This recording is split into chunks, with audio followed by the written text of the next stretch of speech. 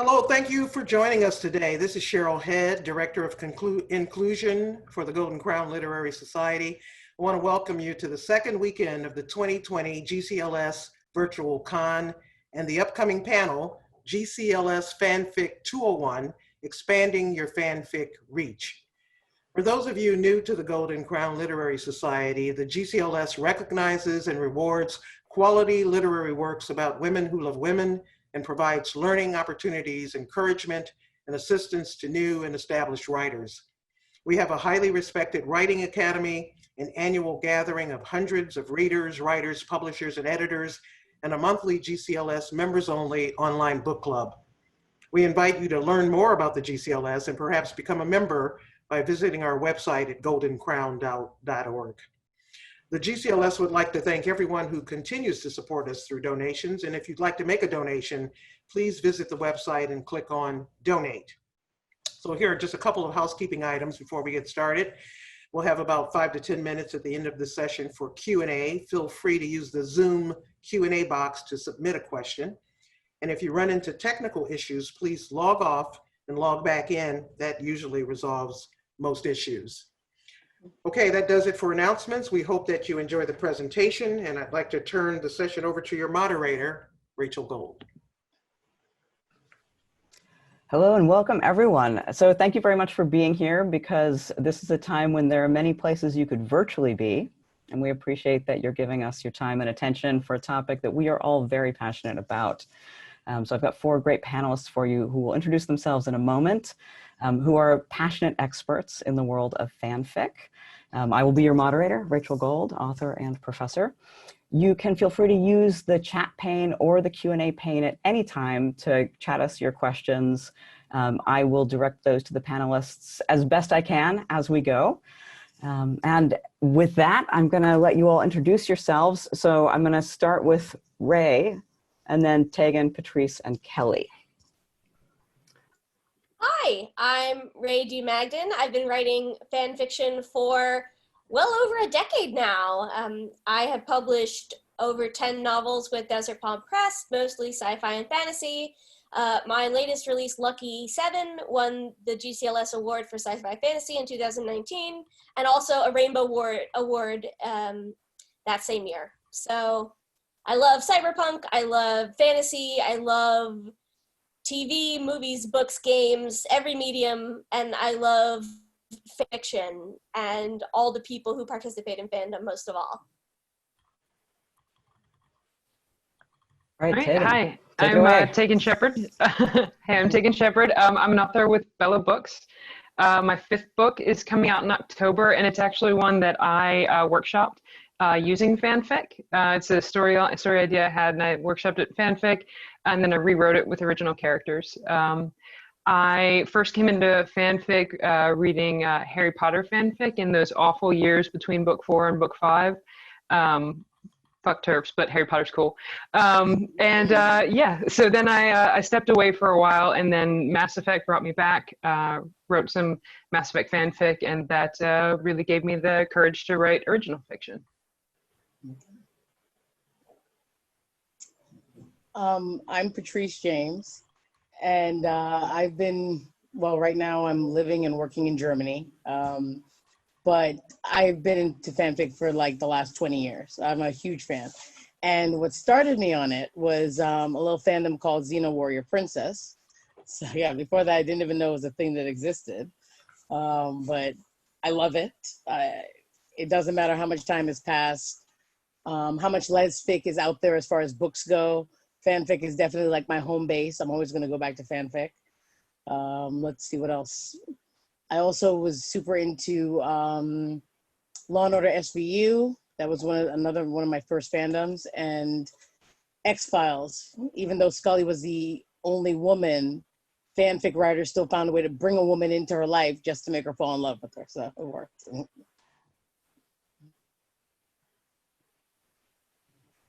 right, Kelly, take it away. My name's Kelly. I publish under Kate Aiden, but I guess I can say fanfic kind of saved my soul. I discovered it on accident.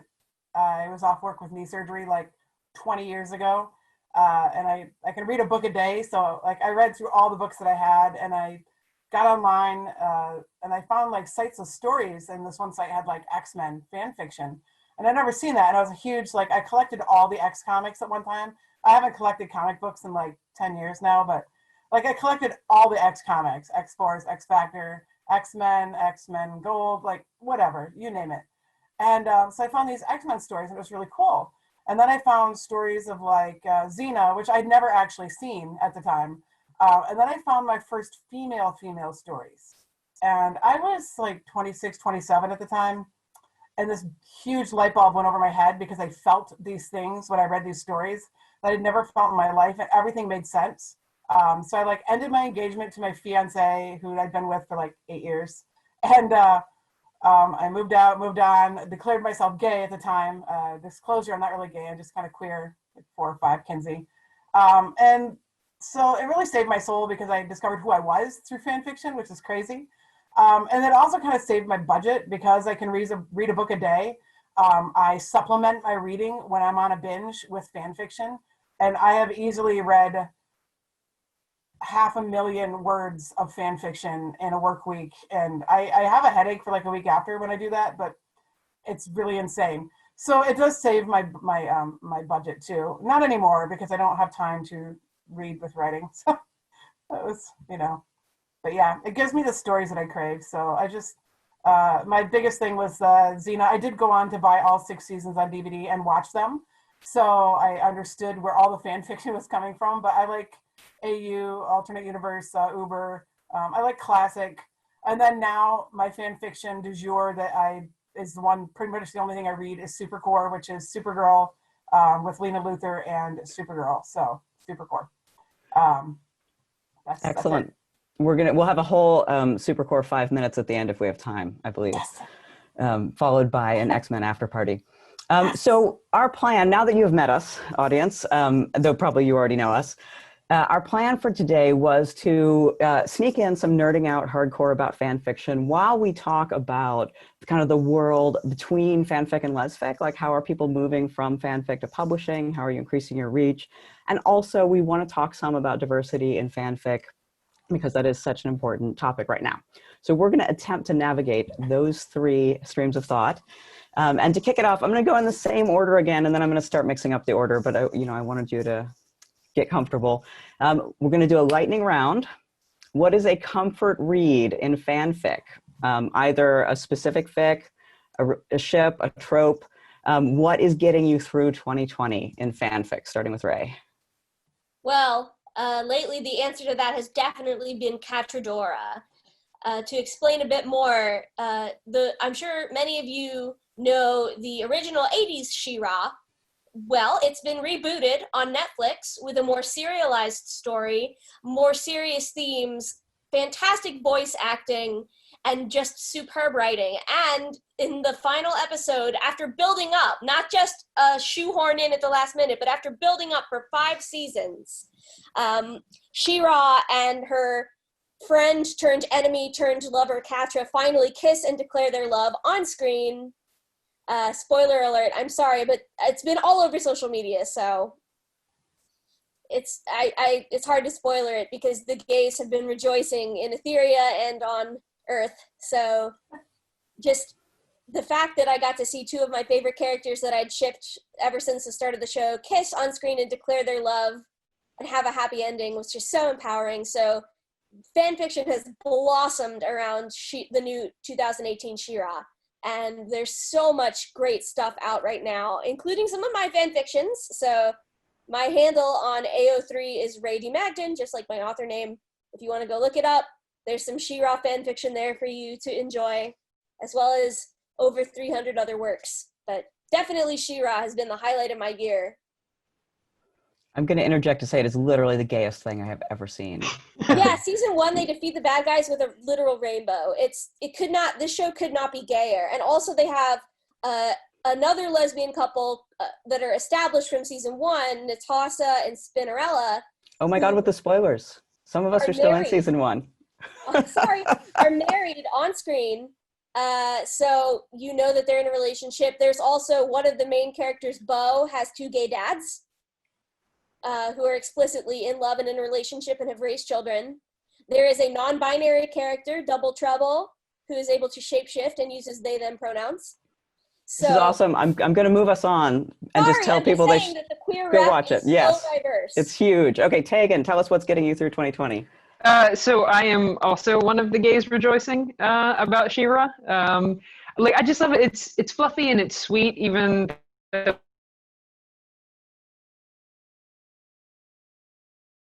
hang on.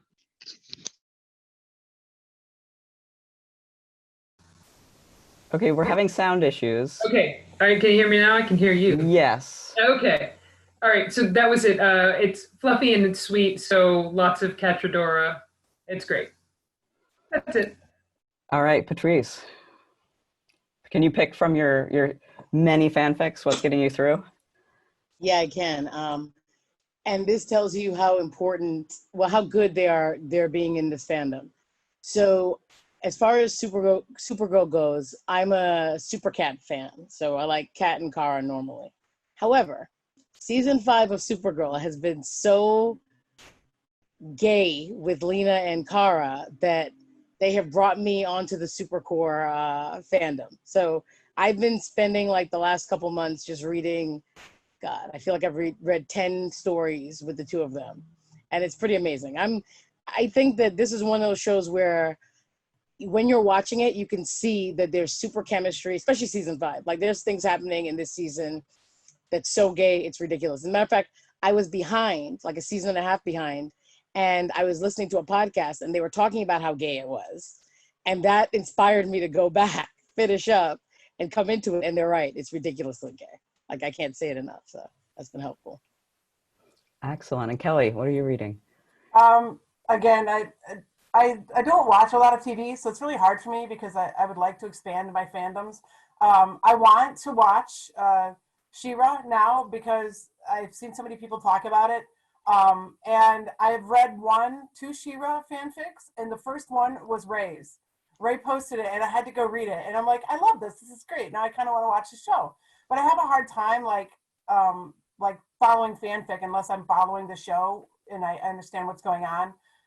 But definitely Supercore for me because since they brought in, I started watching Supergirl because, you know, it's a superhero show with a female lead, and they do kind of queer bait quite a bit in the show. But like those of us that stick around because you have some really good queer representation with her sister. But you have such amazing chemistry between Kara Danvers and Lena Luthor. And I think that Katie McGrath, who plays Lena Luthor, would probably have chemistry with like a tree limb. But just the faces she makes, the faces they both make, they're like two clueless queers in love.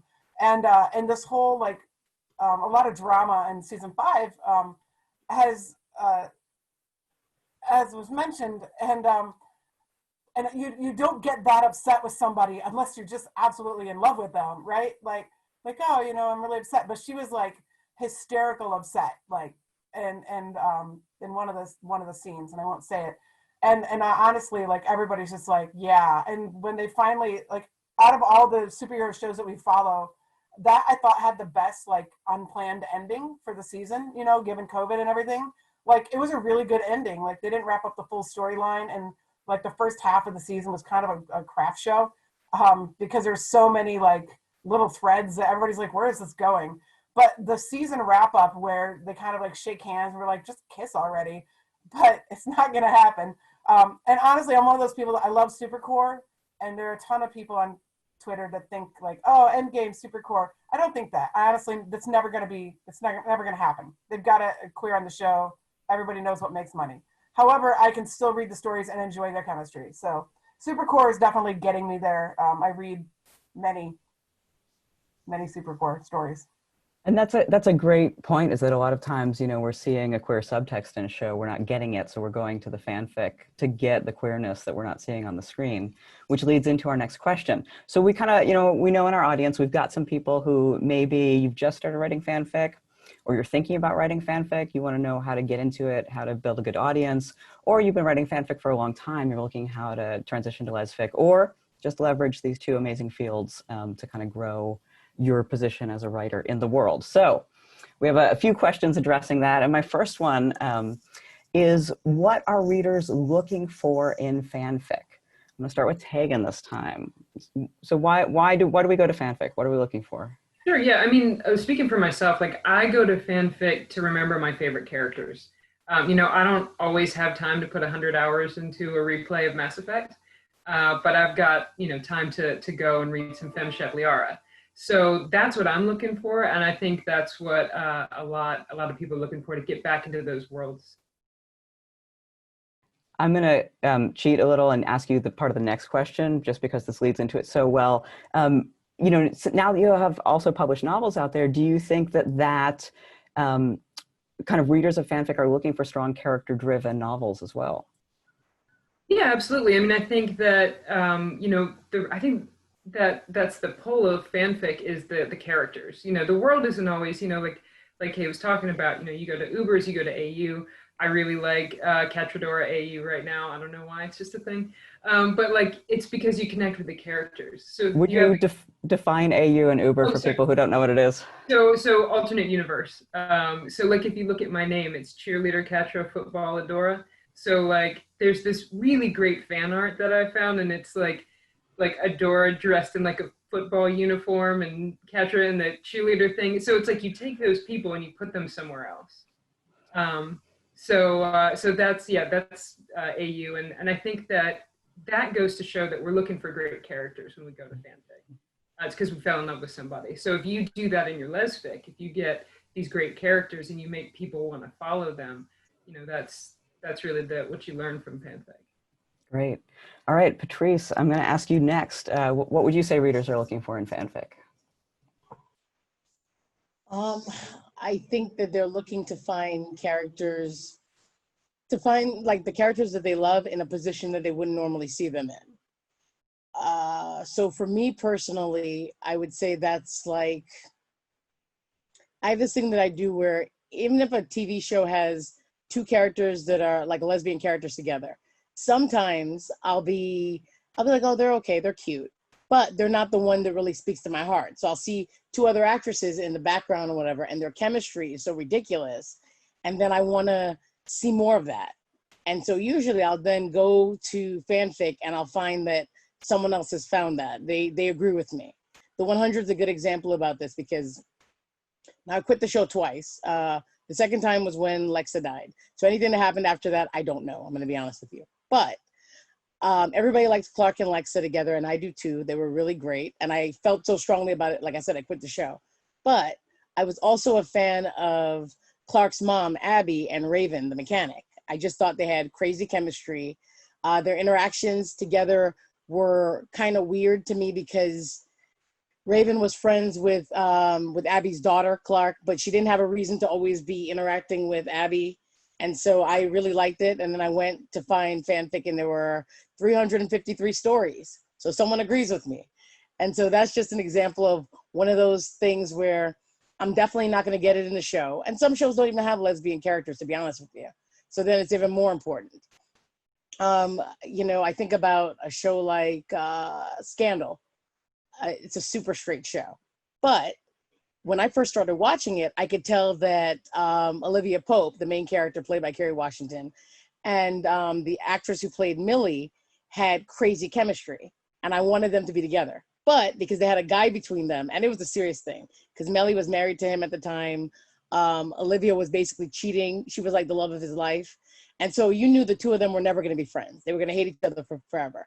However, over the course of 7 years, and I mean, I'm talking, it's probably started in season 4 or 5, when I thought this was never going to happen, they started to become friendly. And by the end, there was definitely enough that I was just like, oh my gosh, this could be amazing. So I looked up their amount of fics today, actually, and there are 54 stories of the two of them. And to give you an example, the show doesn't have a lot of fanfic stories, because it's a very straight-laced, real-world sort of thing. So I think it doesn't inspire writers the way other things do. However, there are about 300 and something stories in general, 104 of her and the straight dude from her show. The second guy who people like her with only has 46 stories. And here, her and the other woman, who was her boyfriend's wife, has even more than that. So I'm just saying, other people agree with me. All right. Well, and I think that also brings up a great point, is that a lot of times we read fanfic because we're looking for a pairing that we can't get somewhere else. a specific kind of pairing, a trope that we're looking for, you know, where trope is just a fancy literary word that means pattern. So yeah, those are also all reasons we're going to fanfic that become applicable to lesfic. All right, Kelly, what would you say readers are looking for in fanfic? So I did my homework, you know, because I make lists. But basically, as far as myself, what I'm looking for, like a continuation of my favorite shows or fiction, kind of like beyond what's available, right? Reimagining of your favorite characters in a way that better represents who you are. Maybe they're a different religion, maybe they're blind, maybe they're a different race. I've seen it, and you know, it's cool in one direction, not as cool in the other. I just like seeing more diversity that you don't necessarily get within just the shows that you're watching. Also free fiction, right? I mean, you have a lot of people out there, especially younger people, that they might not be able to afford to go out and buy a lot of female fiction, right? But they get their start in fanfic, and I think that we're going to address later as far as switching over. And as Patrice was mentioning, like literally any story you want to read, theme, trope, plot, etc., pairing. You want doctors, you want dragons, you want doctors and dragons. Like they're out there. Like it's just crazy. Like, and you also get a lot of unique stories with unique plots that even taking that base material, such as a pre-established character or show, you get a lot of really interesting plots. And to be honest, like probably half the fan fiction that I choose to read is better than the actual plot of Supergirl. So, I mean, hands down. So there's just a lot of reasons to read. Really none not to, unless you don't want to lose hours of time going down a rabbit hole of fan fiction. Thanks. And Ray, tell us what you see readers are looking for in fan fiction. I mean, I'll be honest, after all these lovely descriptive answers that I 100% agree with, I want to see romantic relationships between women. I want romance, and fanfic provides. I want to see hurt comfort. I want to see the angst. I want to see the love confessions. I want to see the first kiss. I want to see some of the smut. I'll be honest with that too.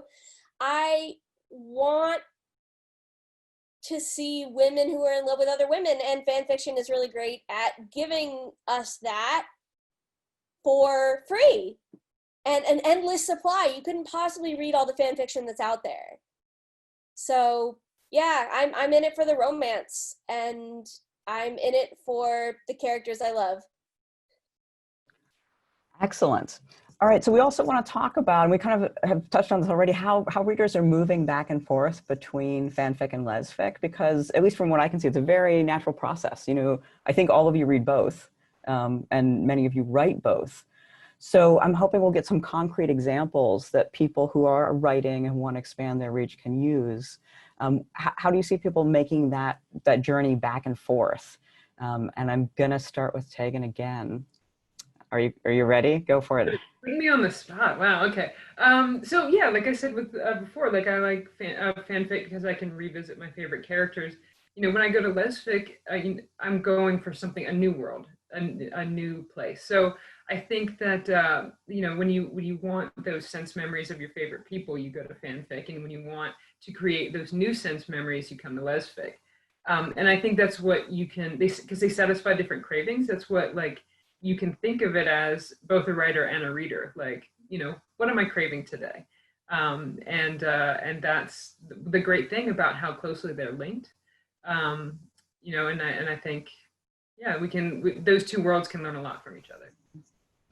All right, I'm going to ask Patrice next, and as an avid reader, I'm going to ask this a little differently, which is, what do you go to fanfic for, and what do you go to lesfic for?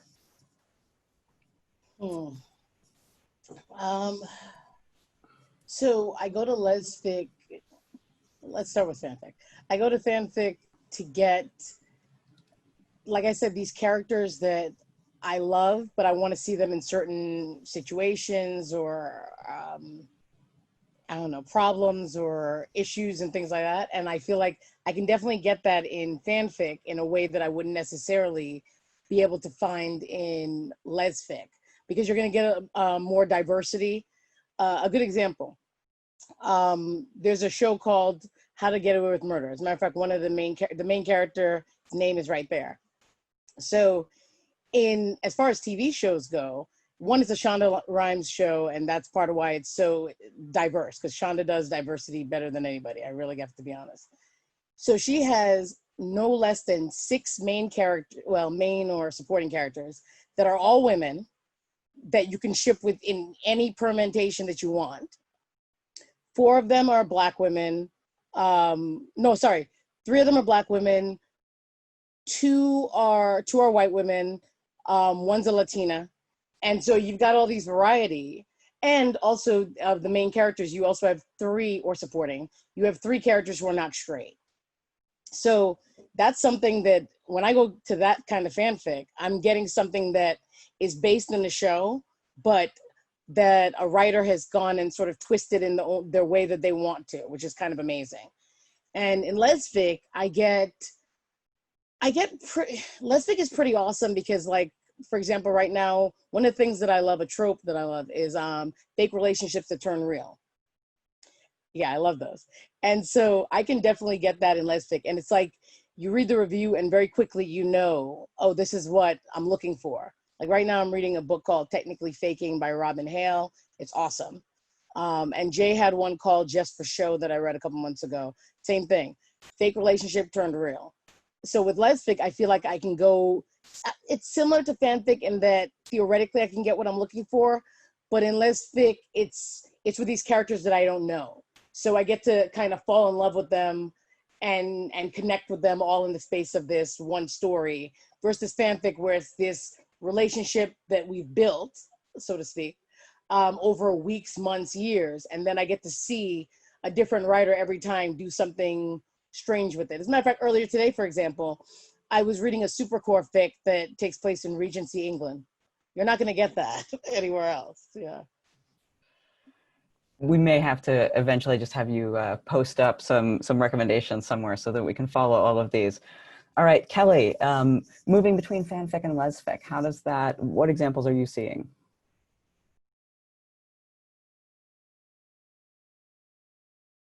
I think one of the things that I mentioned earlier about how you see a lot of younger people, and I know a lot of younger people under 18.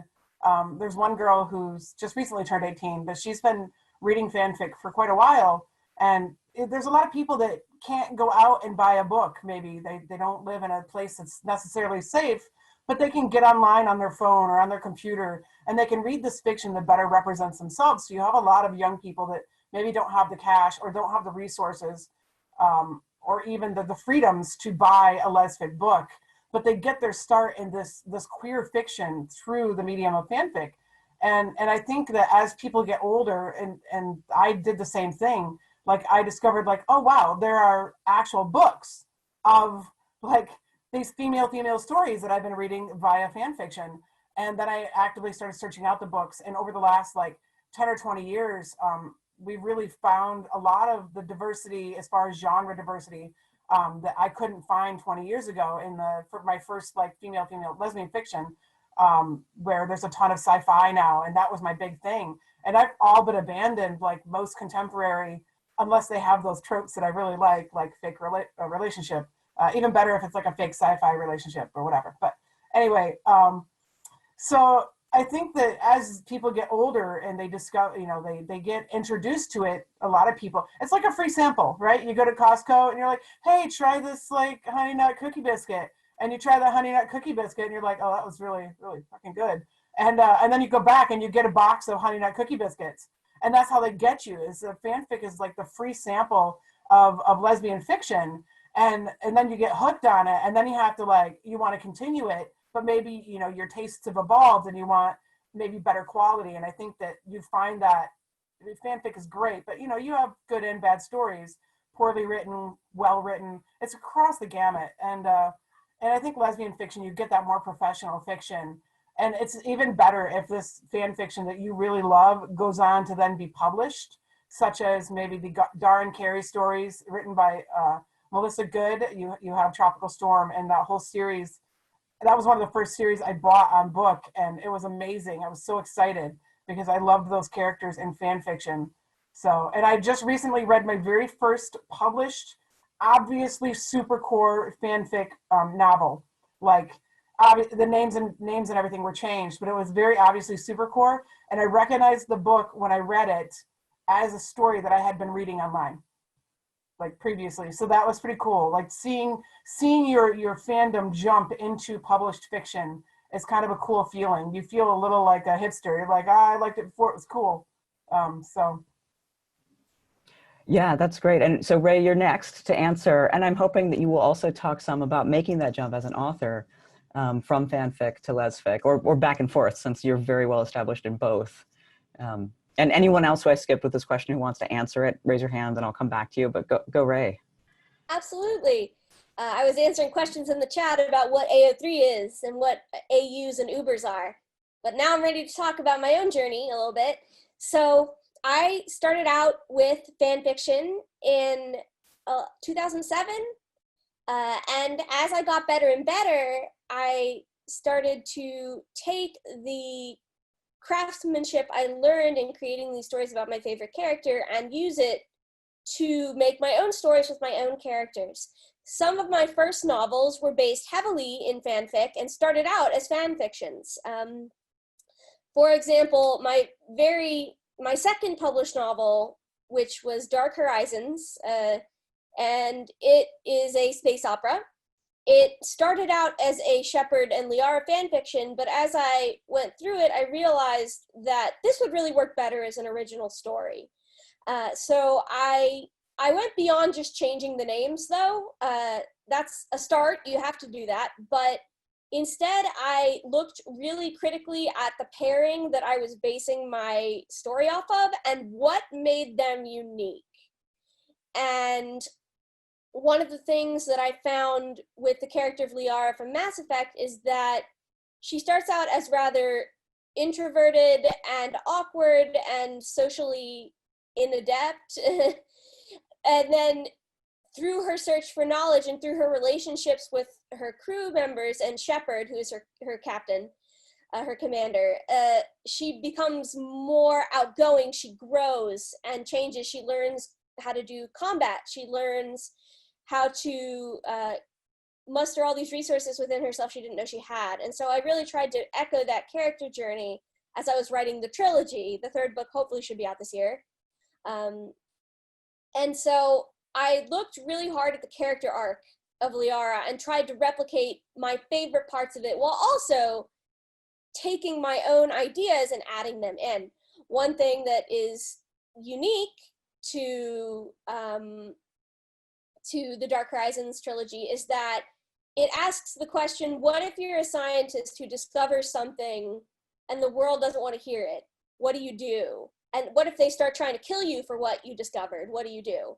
And that's not really a theme that's in Mass Effect. It's a little bit, because what happens if people don't want to listen to the truth? That is a theme in Mass Effect, because no one believes Shepard that the bad guys are coming. The leadership just refuses to believe her. And that's the crux of the story, is that these robots are coming to destroy the galaxy and no one believes Shepard when she tells them. So I kind of played with that theme. And I think that's the important thing about going from fanfic to lesfic is you look at the source material, pick out what's really compelling to you, and remix that part of it. I think if I was going to write, I probably won't do this because I have so many other projects, but if I was going to take the elements I liked from She-Ra and Cachordora and put them into an original fiction, I think the most compelling part of that narrative is the best friends becoming enemies, reconciling and becoming lovers narrative. And that is something that I could take as a base, and then I could add my own thoughts and ideas. What if this happened? What if that happened? So you have to look at your character arcs, your character traits, find the hidden jewel within the mine and polish it off and put it in a new setting. So I was going to ask a couple of really serious questions next, but I think I should do our lightning round bonus because, Ray kind of opened the door, which is just one, because it's lightning round, what's a favorite trope of yours from fanfic or lesfic that would probably be a bad idea in real life? And I think you may have noticed the pattern I'm going around. So Patrice, it is your turn to go first. And you get to answer the favorite trope that would be a bad idea in real life. Okay. So for me, it's the boss employee relationship. I absolutely adore it in fanfic, but I think it would be a colossal mistake in a real life situation, to be honest with you. Both parties risk losing their jobs because unlike in fanfic, most bosses in the real world have their own bosses. So it's rare that you own the company, you know. The employee runs the risk of looking like they're sleeping their way to the top. And as I'm sure we all know, that bus is never late for women. So people will for sure think that's what she's doing. And if neither one of them loses their job, but the relationship ends badly, or even ends at all, to be honest, because a lot of relationships do end, they run the risk of feeling resentfulness and awkwardness while still having to work together. So that would suck. But in fanfic, boss employee is one of the best. Excellent. And for those of you who are new to AO3 and reading fanfic, you can search, people will tag the fiction. So boss employee can be one of the tags. So if you like that trope, you can go look for all the fan fiction. And then you can use advanced search to just get FF fiction or FFF or F multi or any of the things in the boss employee trope. Okay, lightning fast. Kelly, favorite trope that would be a terrible idea in real life? Fake relationship. I feel like it would just be a comedy of errors if you ever tried to do that. Like, you know, it always seems to work out, and I love the fake relationship books, especially when they start combining with other tropes like celebrity romance for me. But yeah, I just feel like it would be a complete comedy of errors if you're trying to fake a relationship with somebody that you don't know. But you know, it's always sweet when you do it, and the people end up getting the feelings and happy ever after. So fandom, it's great. Real life, maybe not so great. Excellent. All right, Ray. Bad real life trope. Sorry, I was answering what a trope was. Thank you. I probably should speak on this now in case anyone else is wondering. A trope is just a commonly used theme. It could be a setting, like high school. It could be a type of character, such as the Ice Queen on the outside who really has a big heart inside. It could be it could be anything. It's just a setting or a character or a plot device that is commonly used. So tropes are not a bad thing. Tropes are often a good thing. What's one of yours that would be a bad idea in real life? One of your faves? This is a trope that I think is underappreciated. So y'all need to get on this. I like it when the two characters have sex way too early and then really regret it. And then it becomes super awkward and frustrating until they admit that they're in love. Oh my God, I totally want to write that. That's great. It's my favorite trope, and not enough people like it. Everyone is on the slow burn trope, which is where it takes chapters and chapters and thousands of words for them to even touch hands. And slow burn can be great, but I like when two characters who even maybe don't like each other fall into bed and have awesome explosive sex and then realize, oh no, that was a mistake. And then they're forced to continue spending time together for whatever story reason, and they realize they actually love each other. And then they have sex again, and it's totally different because they're in love. But still great because it's, you know, lesfic or fanfic. All right, Tegan, tell us your bad idea in real life trope. So mine's real simple. I love hurt comfort fics, but in real life, I'm real soft, and I don't like being hurt. So that's it. Please define hurt comfort for people who don't know what it is. So like hurt comfort is like, I mean, it's in like every action film you ever see where like the action hero gets like all beat up and then the chick has to come and like clean up his wounds. And like, or, you know, sometimes it's like emotional hurt, like, and then the other person who usually hates them is forced to be the one to comfort them after the hurt. Excellent, thank you. Okay, so one of the reasons I wanted us to name a bunch of tropes in a really fun setting is that this seems like one of the main avenues that kind of bridge fanfic and lesfic. You know, like a number of you have talked about reading lesfic that has the tropes in it that you love. You know, so one way to be building an audience is to be looking at these popular fanfic tropes and doing that in your lesfic.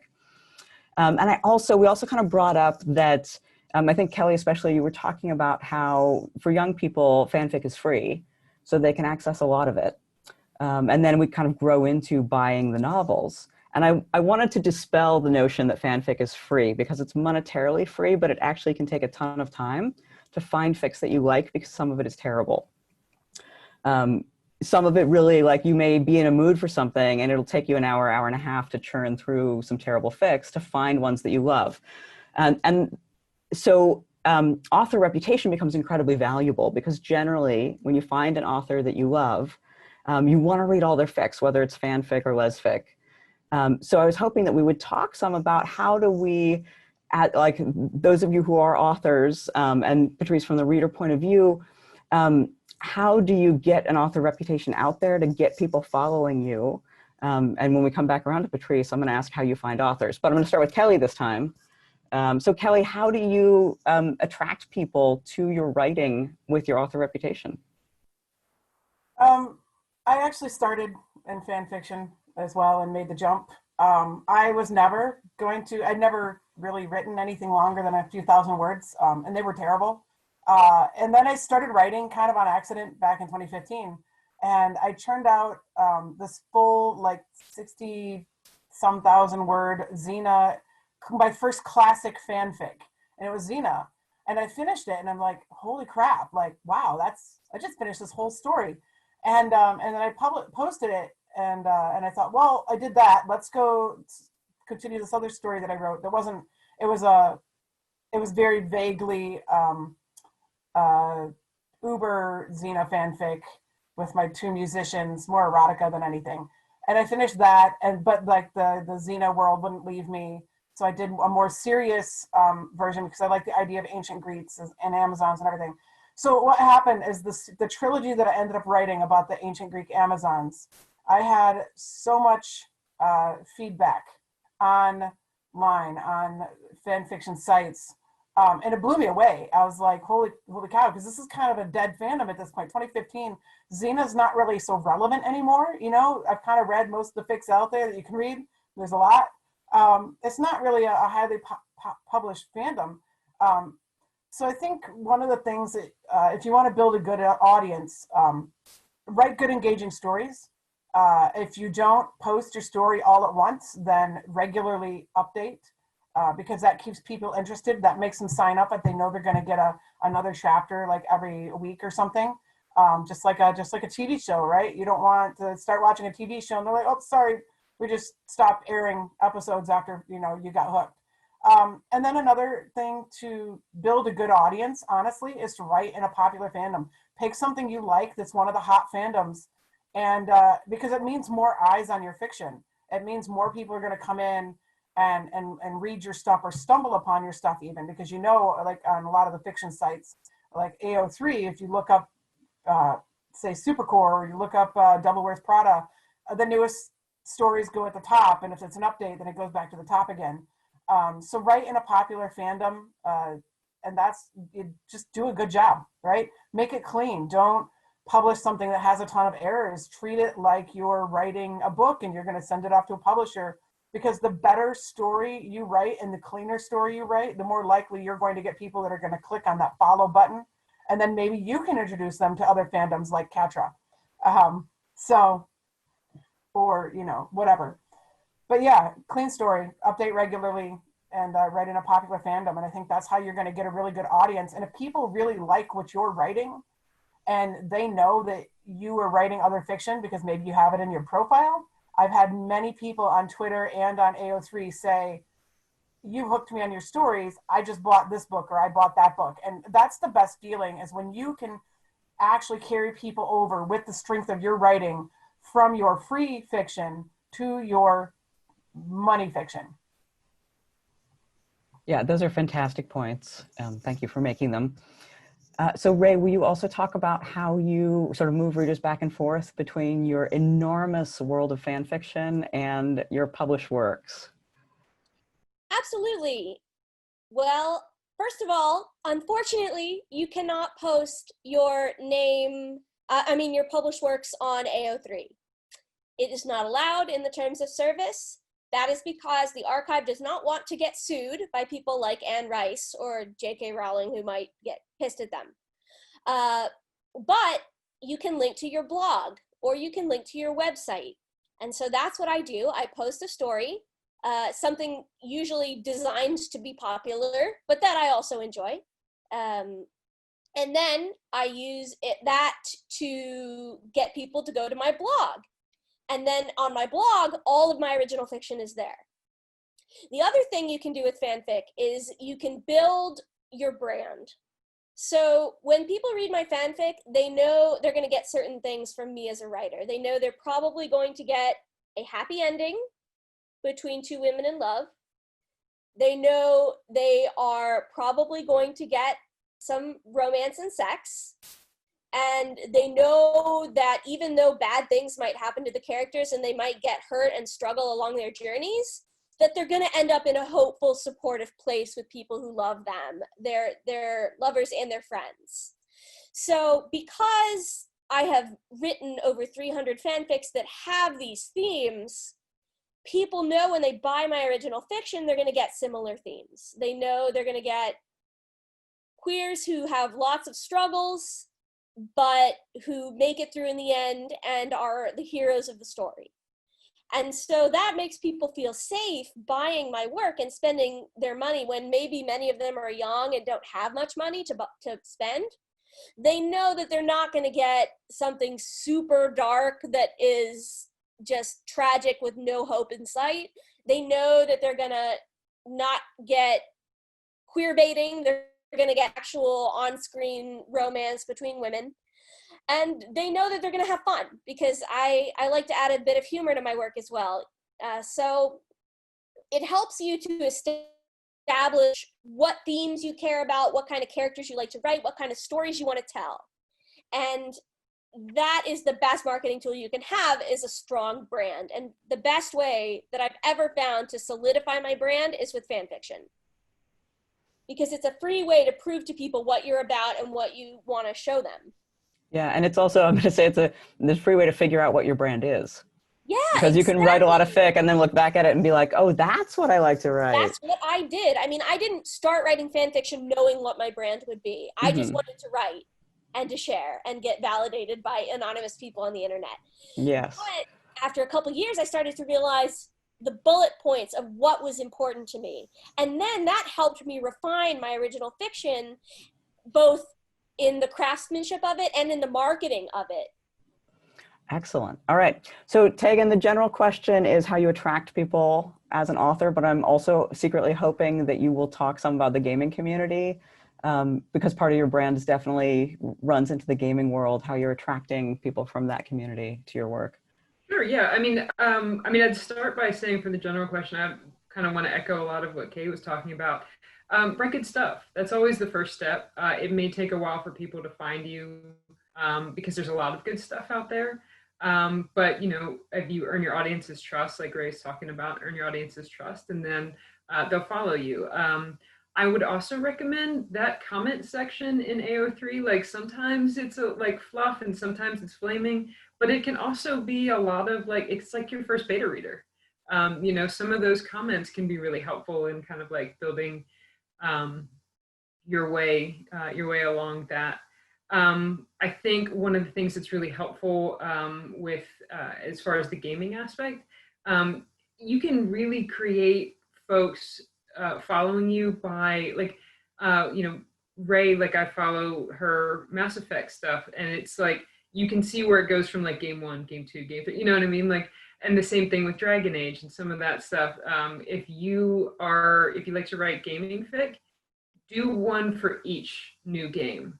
You know, with Mass Effect, we had a long break before the next one, the last one came out. Still hoping they're going to do more, but you know, it's a dim hope. But yeah, if you keep going, like Kay was talking about, like don't abandon your fic, don't abandon your fandom. So yeah. Great. Okay, so we're coming up on the about 10 minutes left mark. So Patrice, I'm going to ask you the question I just asked everyone else fast so that I can get on to the next question, which I'm going to start with you for. So first of all, like as a reader, what do you love or hate that authors do in fanfic and lesfic in terms of your loyalty? I'm sorry, and you said in terms of? In terms of your loyal, and the authors that you follow, like what do you Oh, okay, love, what do you gotcha. hate? And I guess I would go with what I love. So what happens is I usually, you read something, you like what the author has done, and like they were saying before about, to me, a big part of it is being a good writer. So I'll start reading something, I'll get to the end, I'll be like, wow, this writer was really good. And one person comes to mind right now, Victorium. Her name is Lola Keeley, and now she's got a couple of published books, but she has over 250 stories at Archive of Our Own. And so I started reading her with Once Upon a Time, and then I moved over into Supercat. And she's definitely one of those people where her name popped up. And that's another thing too, because sometimes authors' names are really hard to pronounce or hard to remember. So when people are coming up with, archive names, maybe go with something a little simple, because sometimes I'll recognize a name when I see it, like I happen to come across, I'm like, oh, but to remember it on my own, to go looking it up, no. But anyway, her name is easy to remember. So I started reading her stuff and I'm like, oh my gosh, this is really good. And then I followed her to whatever she wanted to write. So Once Upon a Time is a great example because she wrote 2 Uber alternate universe fics where one of them, she took those 2 main characters and put them in the world of Dirty Dancing. It's amazing. It's such a good story. And then another time, she took the 2 main characters and put them in the world of Miscongeniality. And that's fantastic too. So those are just examples off the top of my head. Like, she's a phenomenal writer. And so I trust what she brings to the table almost every time. So I know that if I see something from her, I'm like, I'm going to love this. And her interests seem to mirror my own too. So there's that. nice. That's a great example of kind of building your author brand as well. It kind of wraps in the quality, the creativity, consistency.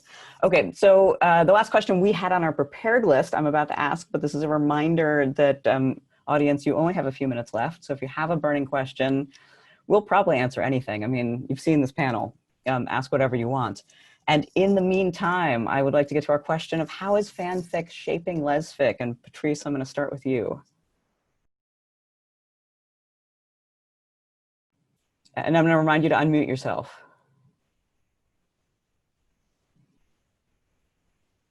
Okay, am I the only one who can? Okay, good. Sorry. Yeah, I think fanfic is shaping lesfic because there's such a variety in fanfic. Like, people can come up with, even as I'm saying it right now, it's like there's so many thoughts running through my head. Like, there's so many different story ideas. There's various things that they do with sex in fanfic that they're not going to do in lesfic. You're not going to come across at all. Or it can open your mind to things that you'd never would have thought of before. And even, couples, like, for example, with me, I basically read women fic exclusively. On occasion, if I want something, if 2 people in a story are really, I don't know, super in love, maybe I'll do a straight story, but it's really rare. But on occasion, I'll actually do a guy story just because it's come across, it's something I've noticed in the chemistry of a TV show. I'm a big TV watcher. So I feel like with fandom, there's just such a variety, and it opens your mind in ways that you wouldn't have thought otherwise. And I think that lesfic writers can do that, can see it, can read people's opinions on different things, and then it can change what they write when they're writing actual published work. And as some people said earlier, it's also a great way for people to start off and then realize, based on the feedback they're getting, oh my gosh, my stuff is good enough that it can be published. And publishing houses can also see that too. Because I think, like I said, Victorium is a good example. 250 stories, oh my gosh, you know what I mean? So some people are so prolific, that's another thing. You read what they write and you read how quickly they do it, and it just blows your mind. And I feel like that will shape lesfic. Great, thanks. All right, Kelly, how is fanfic shaping lesfic? Caught me off guard. I didn't think I was next. So, like Patrice said, I've been seeing a lot of diversity in fanfic that, like, I don't necessarily see in lesbian fiction, because we do have kind of like a lot of cookie cutter stories and plots. I think that's why I've gone away from contemporary fiction a lot when I do my reading. But I've seen, I see a lot of interesting like things that will crop up in fan fiction, or that'll crop up in regular fiction that I first read in fanfic.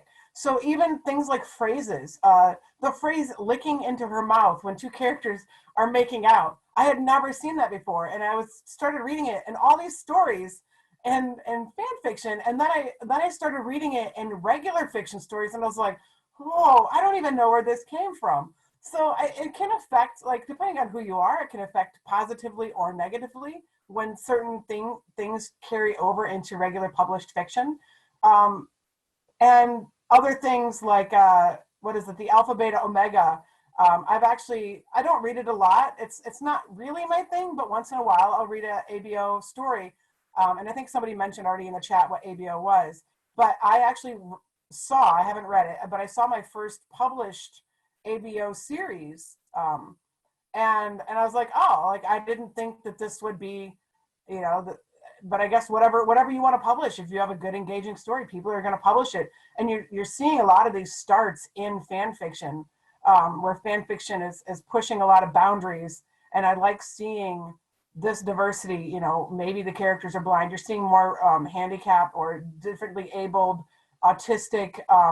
You're just seeing a lot more diversity on that spectrum. And as these stories are well written, they will then carry over into regular fiction. And I think we're going to see more diversity into fiction, just because fanfic seems to really affect standard fiction, and has been for the last 10 or 20 years. So I think it's shaping it in that way. It's pushing diversity. And one thing to note real quick that I brought up to the panelists earlier, like a few days ago, is that even AO3, Archive of Our Own, has put out a statement about diversity, saying that they are changing some of the stuff. And one thing I liked about AO3 specifically is that they're constantly improving their site. They're making it easier to filter, to find the content that you really like. But they put out a statement on their website saying that they're making some changes coming up, telling the things that they're currently working on, and then the next steps that they're doing going forward to really help push diversity within the website itself. So I like that, even though it's not like this industry, fan fiction isn't something that's necessarily beholden, like sell or die. They still recognize the influence that they have over the writing industry and the media industry as a whole, and they're doing their part to kind of push it along. So I think that's super important. Great, thanks. All right, so Ray and Tegan, we have 3 minutes, so I'm going to ask you to do 1 minute answers. 1 or 2 ways fanfic is shaping lesfic. Ray first. Well, I will give a very specific individual example. I have never seen a portrayal of a lesbian autistic character at all in lesfic until I read A.E. Radley's book. And guess what? That started out as a Swan Queen fan fiction. Thank you. Awesome. And Tegan. Yeah, I mean, I think just real quick, lesfic has started to move recently out of trying to be in that commercially viable window.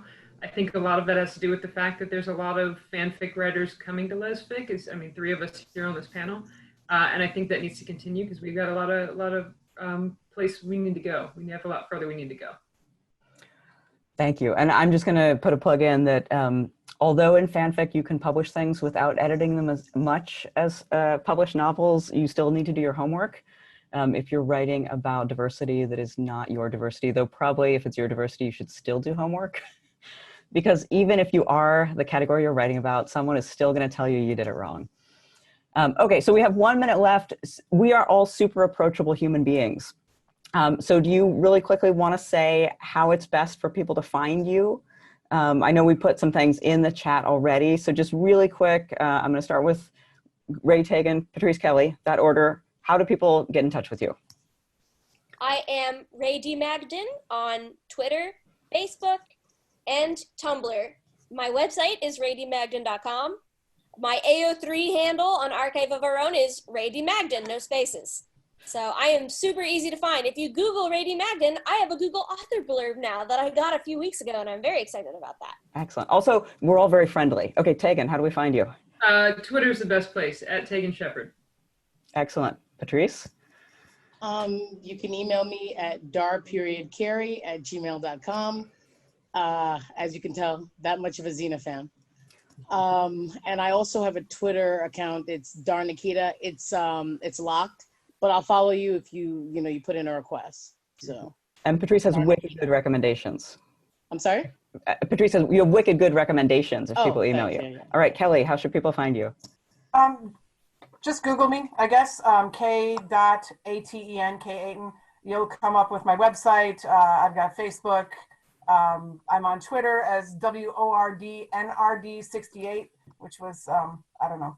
But you can find me just about anywhere. Google me, you'll see my website, katen-author.com. And again, if you ever want to chat about fanfic or supercore specifically, that's great. I'm always game. So.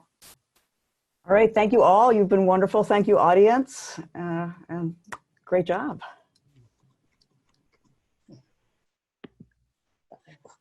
Thank you, Rachel. You were awesome. So great moderating.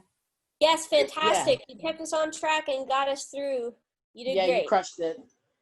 You all did a fabulous job. I want to thank you very much, Ray and Patrice and Taken and Kelly and who am I forgetting? I don't know.